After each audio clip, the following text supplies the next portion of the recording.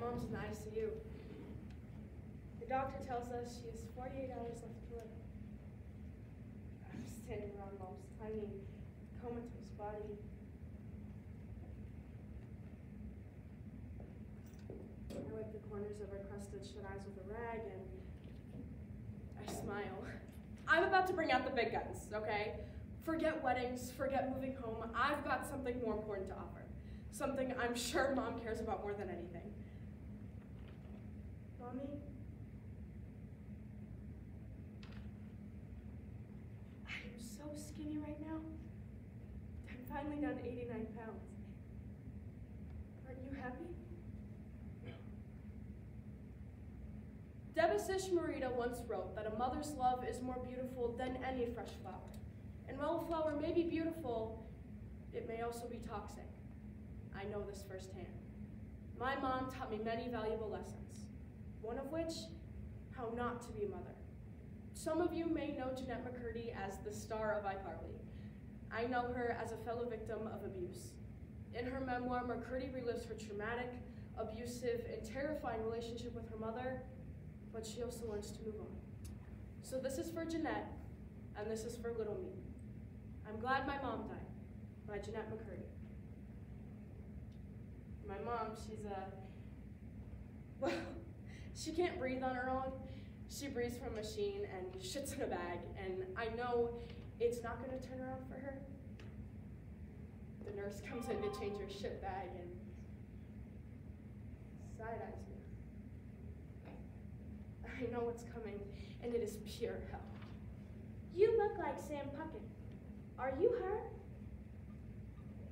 I am shocked that someone would have the audacity to ask me if I'm Sam Puckett while I'm sitting next to my dying mother. No, I say rudely, lying to her face. I look at Mom and think back to when I first booked iCarly. Hi, can I speak with Susan? This is Debbie McCurdy. Mom's hand flies around trying to find mine. I had my screen test for iCarly yesterday, and we've been waiting all day for Susan, my manager, to call back. Uh-huh. Yeah, I think I can figure out how to get her on speaker. Mom taps buttons aimlessly on her phone until something works, and Susan's voice blares through the speakers. She booked iCarly! She booked iCarly! I jump into Mom's arms, and she squeezes me. I'm elated. Everything is going to be different now. Mom will finally be happy. Her dream has come true. It's wild how much cancer's changed her shape. She used to have curves, all 4'11" of her. She had a slim waist and narrow shoulders, all thanks to our calorie restriction diet. When I was 11, Mom and I would team up to count our calories and plan meals for the next day. I was shrinking by the week, and the thinner I got, the more strict I was with what I ingested.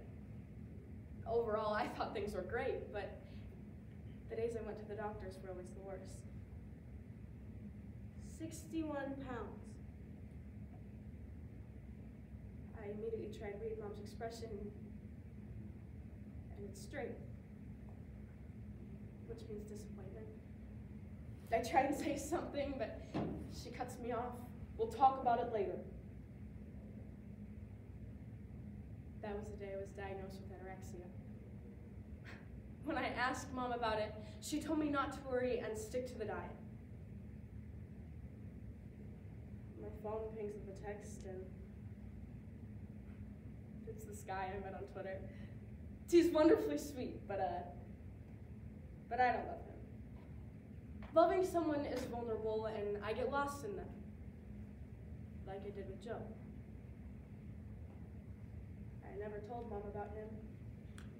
In fact, I never told Mom about any guy after Joe. Joe was my first boyfriend, and thinking back to when she found out, it was difficult for me, lying to Mom. With every lie, every pound, every binge, I felt myself getting more disconnected from it. When I woke up that morning, there were 37 missed calls, 16 voicemails, and 4 missed emails. All from Mom. Dear Nut, I am so disappointed in you. You used to be my perfect little angel. But now, you're nothing more than a slut, all used up.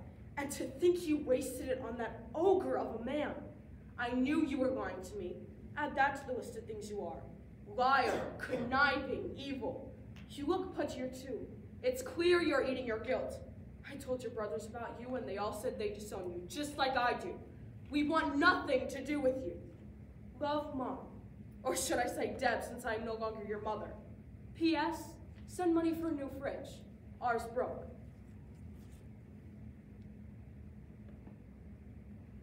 This isn't okay. I'm not okay. Maybe she's right. Maybe I have lost my way. Maybe I am an evil monster. I need to know if she's right. I pull up the pictures posted by TMZ and I look awful. My body and face repulse me and I do look pudgy. Mom was right. I immediately draft a response back asking for a sit down. I tell her how sorry I am, and if she knew the whole story, I'm sure she wouldn't feel this way. I tell her I love her and miss her and how I want to be close with her again because she's my mom, right?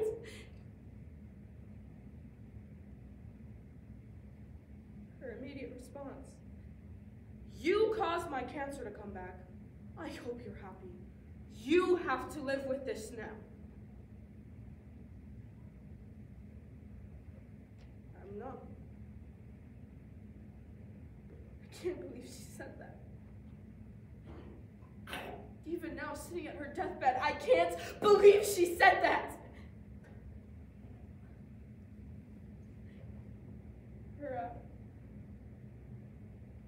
Her breathing is strenuous. She's struggling to hold on. I watch her take a sharp breath in, out, in, out. Nothing.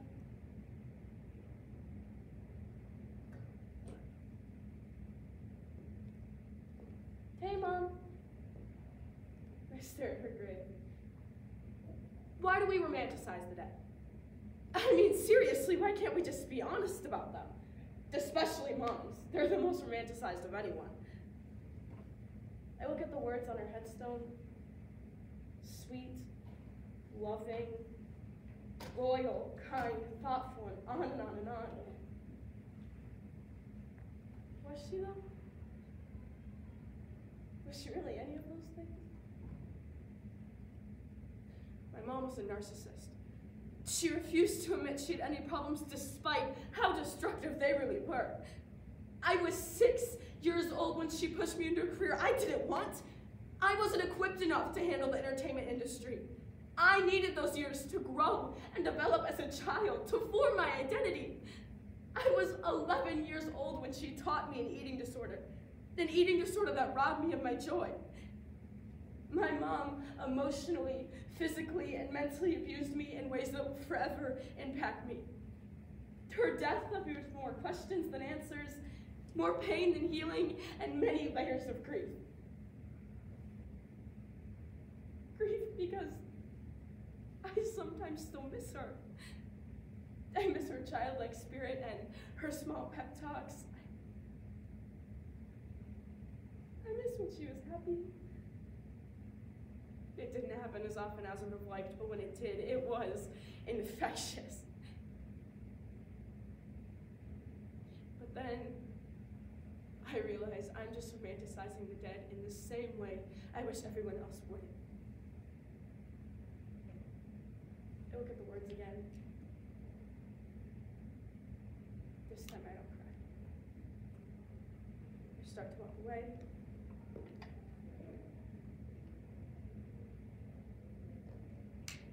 This time,